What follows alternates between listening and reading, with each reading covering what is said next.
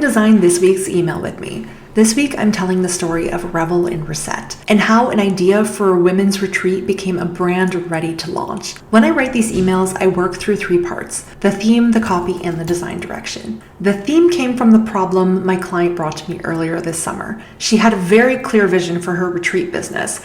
What she didn't have was the time to piece everything together. That included clarifying the message, building the entire visual identity, creating a landing page where people could sign up, and planning content that would actually connect with the right audience.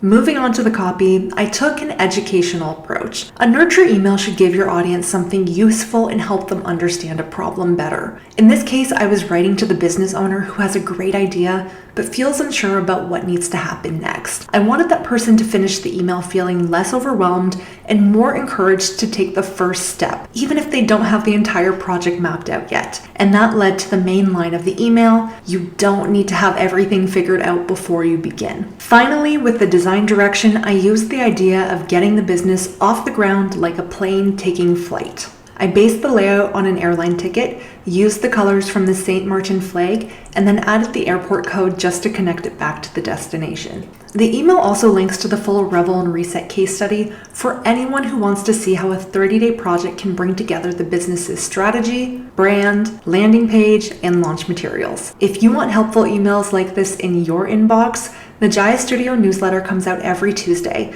You can sign up using the link in my bio.